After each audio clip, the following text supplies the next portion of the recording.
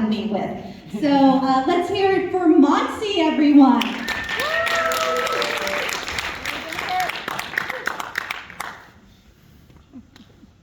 What is this, Jurassic Park over here? Anyways, so, sorry Jennifer. I've been continuing my fitness journey, aka I'm trying to eat all my favorite foods and not die before the age of 30. And it's not going so well. And by favorite foods, I mean basic things like pizza and Rocky Road ice cream at the same time for breakfast. Really, really basic things like that. And so a couple of weeks ago, it was just one of those days that you hate being a woman. 16 years and I'm done with this. And so the cramps were really, really bad. And I still wanted to go on a run, and I actually read an article that if you run while you're on the flow, it's supposed to help with the cramps. And my theory for this is that you can only hurt in one place at a time. You start running, your legs hurt, your back hurts, your self-worth hurts. Boom, cramps gone. So I wanted to go on a run, and my sister also wanted to go on a run. First time for everything. And so as we're walking to the place where we go run, I tell her, don't call me unless you have an emergency. I know she wasn't gonna follow that, so I put my phone on Do Not Disturb.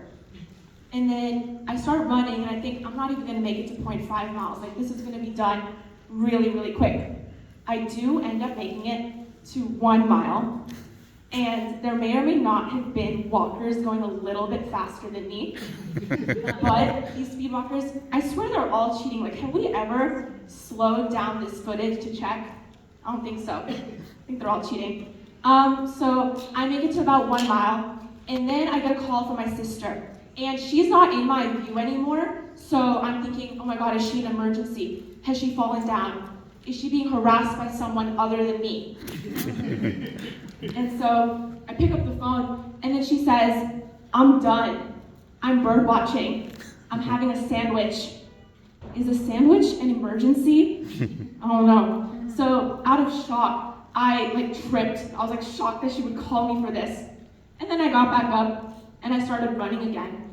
And then this dog, so I'm about 2 miles in, and then this dog starts barking at me and starts sniffing my knee. And my first thought is, this dog is a racist Pakistani. My second thought is, oh, maybe I should check my knee. And then I check my knee, and there's blood dripping all the way down to my socks. It's practically on the floor now. And then this sheep of a man, who I've probably passed twice since I've fallen, says, ma'am, I think your knee is bleeding. No shit, Sherlock. What a great observation over there. So I'm walking home, and then all of a sudden my sister calls me again, and she's on every Indian mother's favorite app, Life 360, and she's checking my location. She's like, why are you going home? And then I tell her that I'm bleeding out of my knee, but she doesn't believe me, and I think the reason that she doesn't believe me is because she tends to exaggerate things. So she thinks other people exaggerate things, and let me give you an example. So one time she called me. She's a big fan of calling me for some reason. And she said that there's a tarantula in her room. And I freaked out. So I went into her room. And then I had to squint at the wall. There was this speck on the wall. And then I look at it closer. And it's a freaking piece of lint that she's calling me about. So she doesn't believe me. But she walks home and she sees me from the corner of the neighborhood. And I think she walked a little faster after seeing the knee. For all I know, she walked slower after seeing it. But she walks all the way back. And then she opens the door for me. First time for everything. And so she opens the door and I go in. And I have to go to the basement. And the reason I have to go to the basement is because my dad is on every dad's favorite machine, the Peloton, right there.